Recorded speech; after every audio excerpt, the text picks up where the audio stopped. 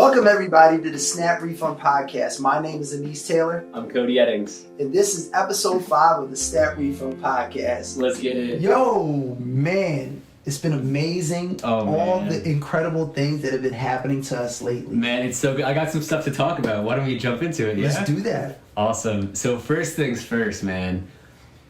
What happened with this accelerator? They don't know anything yet. Tell us what's going on. So, SnapRefund has been selected to be a part of a very exclusive accelerator. That's right. We can't tell you too much more details about it because we just really can't reveal. However, being a part of this accelerator is a guarantee that I feel that is going to help 10x our company. Absolutely, man. I'm so pumped. I mean, it's been this one, and we will tell you what it is, to be clear. Like, we're going to tell them, of course. Absolutely. We just have to be confidential for now, per their requests. Everything's getting finalized, and there's going to be a big announcement in the next few weeks. And, oh, man, I'm pumped. I mean, I applied, I think, back in March. You did apply back in March. And it's crazy how just things played itself out from March because kind of we've always been applying, you know. So to startup founders out there that are listening, I think it's really important that when someone sends you an email or says a suggestion about applying to something, you take advantage of it and apply. Yeah, that's huge. Because those emails, I mean, they come through so much. It's so easy to ignore them. Absolutely. But sometimes you really have to just give everything its full attention and don't just assume, like, I'm too busy to look at this stuff. Because, I mean, man, this was like a single conversation I had from a connection on LinkedIn a year ago led to this breadcrumb quest where the end reward was this awesome accelerator. I mean, we're one of 10 companies. I'm geeked, man. But we've been doing accelerators, so it's really important too to understand the level of just excitement that we feel because of we are a part of this accelerator. Yeah, for sure. How does that feel for you being the CEO? You had this lead, you took advantage of it, you went through the entire process, you started in March. It's almost June. Oh, I'm sorry, it's almost July. It is June. Yeah. But, I mean, we're really about to get into the midst of the summer. How do you feel with just everything that played itself out the way that it did so that we're a part of this accelerator? Man, it's.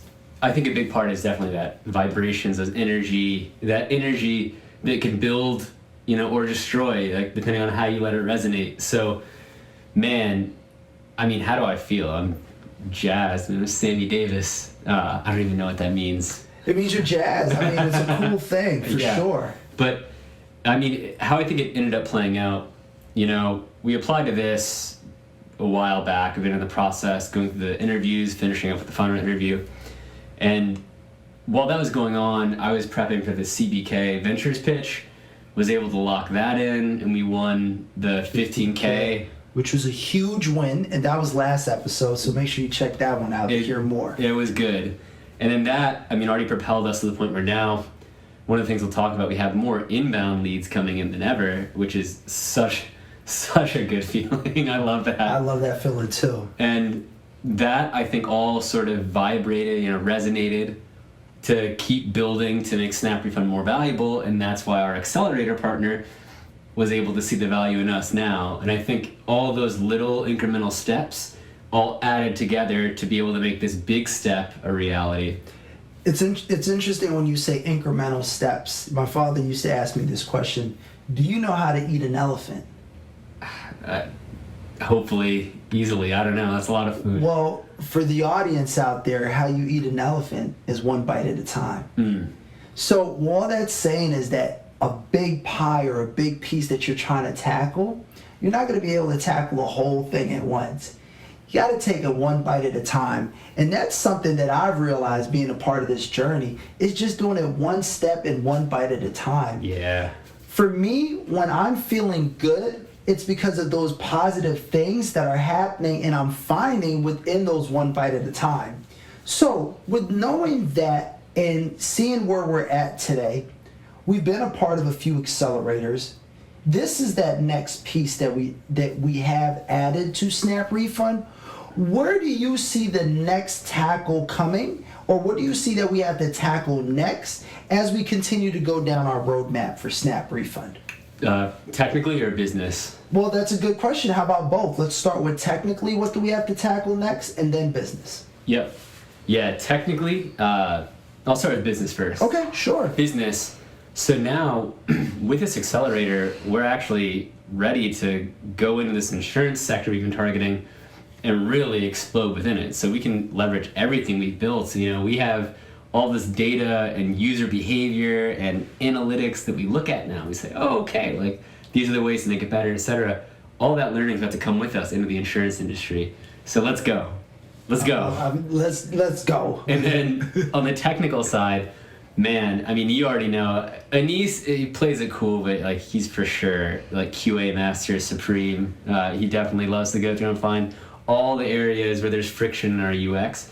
So we're going to keep making that easier. So easier onboarding, simplifying the process of getting new users on and registered to pay. We had a huge update to make all US banks connectable with our SnapRefund app. That was awesome. No matter who you are now, they can use it, right? US banks in all 50 US states as well as US territories too. Absolutely, 100%. Yeah. And then we have these ideas, we've seen a lot of users. So we have about 5 SMB clients now, right? We signed to the platform, they're loving it.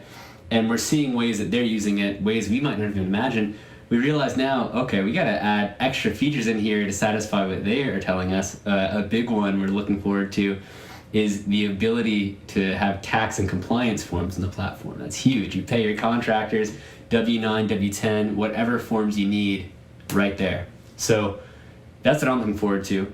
But I know we talk literally every day about what's coming up. So what kind of advances do you see on the technical side that are really getting you excited for these next updates? Absolutely. I think for me, it's really about the excitement and payment method options, right? Mm-hmm. So the 2 payment method options that we came in with, that we started, is push to debit payment options as well as the ACH payment options. In the future, I really see the potential in different payment options based on the user's choice and preference, right? Yes. So not everybody's just going to be like, oh, I want my money instantly. That's fiat. Some people might say, well, no, I don't want fiat, I want crypto. Right. Or actually, I don't want to go ACH, I might want real-time payments. So for me, I think the most exciting part is really the building the crypto to fiat infrastructure within SnapRefund. I'm ready for that. I see a lot of potential in that, just within the excitement of the users that crypto provides. However, what's been really exciting for me is still learning everything that I need to know about traditional finance.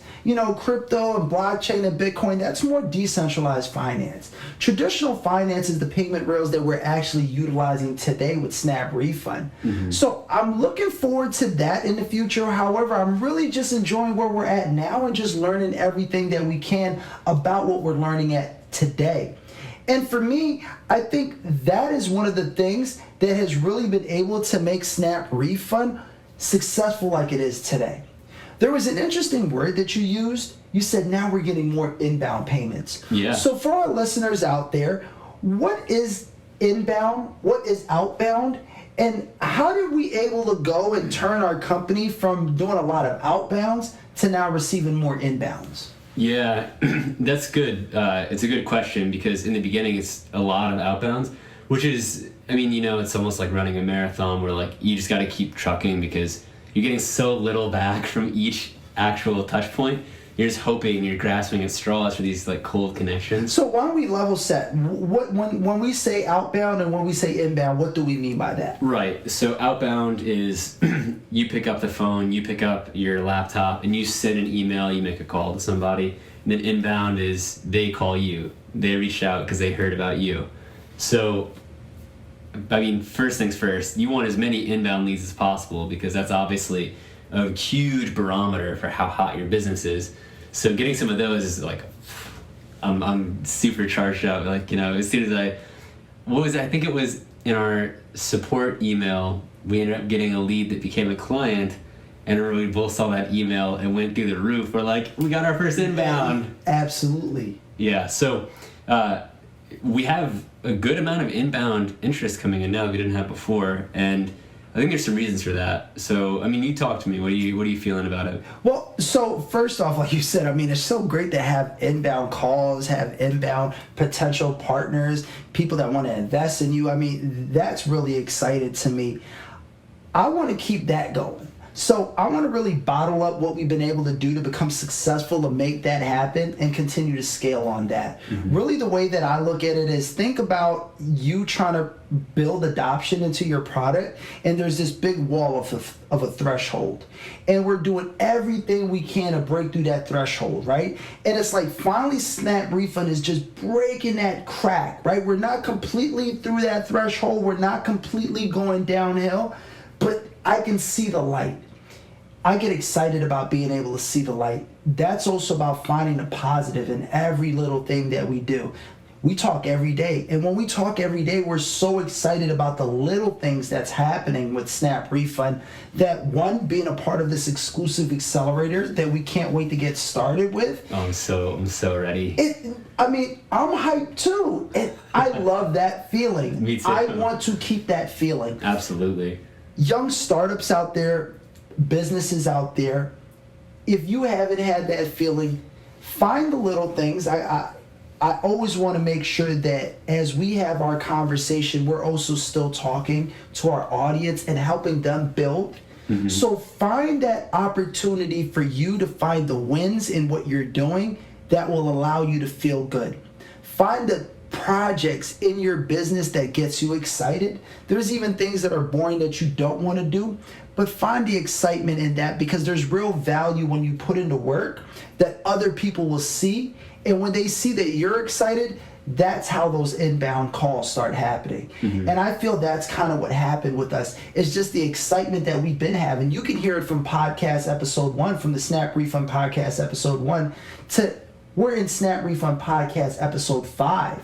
And we don't plan on stopping, because we enjoy this as well. Absolutely. So that's the advice that I would give. That's really how I feel about the positivity and the energy that comes with having those inbound calls. I thought about something from what you were saying, actually, talking about doing everything you can and getting those outbounds, doing what you have to build that momentum. What about what we're doing with Chase? I think we haven't really talked about that too much yet. It's great. I mean, it speaks about the level of things that's happening with SnapRefund today, right? There's all this incredible things that's happening that SnapRefund is actually a part of the Chase Minority Entrepreneurship Program that has been so phenomenal for us as a startup business. Yeah, so what exactly is it for anyone out there who doesn't know? Absolutely. So let me level set. So really, Chase has a real focus that they're trying to help minority businesses build their businesses. We're providing them with the mentorship that they need to really help their business scale. We've been really lucky to work with a wonderful mentor, Mr. Nathan McCann, and he's been able to help us and scope SnapRefund when it comes to learning and actually gaining access to capital. So being a part of a mentorship program and working with a mentor that really helps, and you see value in those daily or those actually weekly and bi-weekly conversations that we have, has really been instrumental with the growth that we've been doing. That all came from a lead as well. We did an application, we filled out the application, and we were lucky to get into it. So I'm excited about that, but it also speaks on how fast things are going. So being a part of the Chase program has really been instrumental, and I just want to keep that going. So that energy really has helped me, has helped SnapRefund in our journey. We are a tech company. So I have a question for you, right? As a CEO of a fintech company that is really on the cutting edge of technology in this space, how do you feel as an executive being a part of this ship? I love it. There's nothing I'd rather be doing. I feel euphoria. I feel waves of euphoria crashing over my helpless body. I like that. That's a great way to define it. Yeah. So, man, it's super dope. But what you were saying about Chase, I actually wanted to follow up on that too. So I think a lot of people, when they're starting out, if you're starting a business, most people are envisioning already like how they make the product as good as possible, etc. People kind of just like jump right towards the being live part. They think like, what's it going to be like when I do this? So getting there with the help of an incubator at that stage could be really, really useful. Absolutely. And then even beyond that, getting an accelerator once you are there to make that growth explode could be really, really useful. What do you usually do, like when you want to find an accelerator? And I'll talk about what I do because, clearly we're doing something right. We're getting them. So what do you recommend if someone wants to find one for whatever their business is? Well, first thing that I'll recommend, and I think what's been a real positive within what we're both doing, is we're splitting up the work, right? So Huge. it's like That's huge. you're reaching out to all the contacts that you have. You're finding all the leads that you can for the accelerators that you've been able to find, and I'm doing the same thing on my front as well. So the things that I've been doing is I'm on LinkedIn. I'm really going up and down on LinkedIn, just seeing the different opportunities, hearing the different stories that people have. I'm looking at the different ads that people have just based on my likes and interests. I'm seeing a lot of things like that. Another big thing that I really love to do is I love to network. So I go to conferences. I've been attending networking events online, different meetups, and just talking to people and explaining what we've been doing. I've been really preaching the gospel for SnapRefund, and with a lot of those conversations that I've been having, they've been leading me to these opportunities that we've been able to get to. That's how we were able to get to Chase. I had a wonderful conversation with a VP from Chase named Jennifer Brower, who's doing fantastic things when it comes to financial literacy in the community.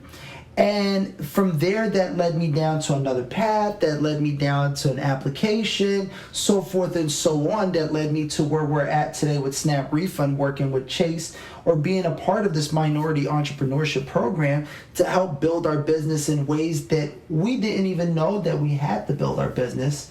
And so for me, that's what I've been able to do. Really just take every lead that I've been given and just go down that path. Never being afraid to apply for something, never thinking that something is out of reach for us, and also at the same time, never thinking that anything is beneath us, right? It's really, does this have a right product market fit with what we're trying to do? Right. Do we share the same values? And to me, that's what's been really important.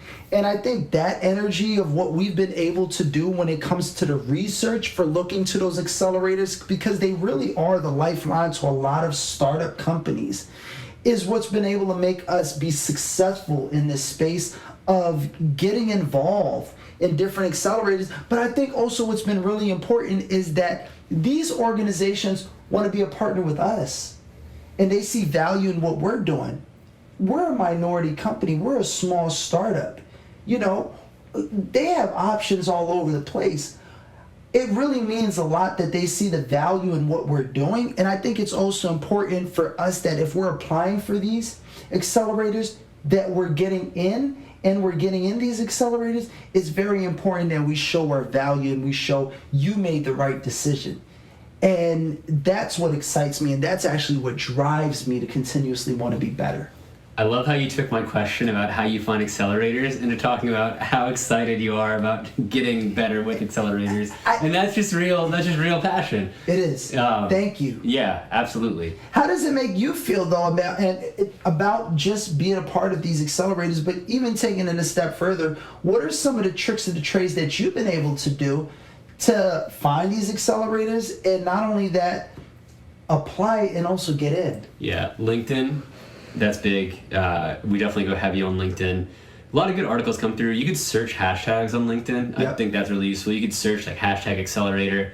You can get really custom with how you look up articles and information there. And then a lot of people that I connected with have actually recommended certain accelerators or opportunities. And that's always really good. Getting that warm intro is huge, which is another strong reason I recommend everyone out there just make as many connections as possible on LinkedIn. You get like 100 a week. You want to send out all 100 pretty much every week. Just keep growing your base.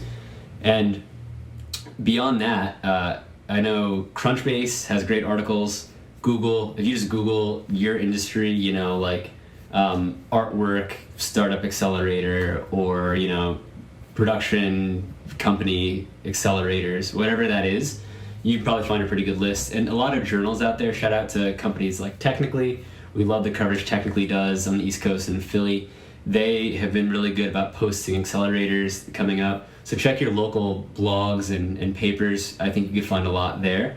But now with COVID, you don't even need to be in the same city. So it's really just a matter of getting on the internet and like putting in that legwork to make sure any that are coming up you know about. Because the last thing you want to do is you find it and you're like, the deadline was last week.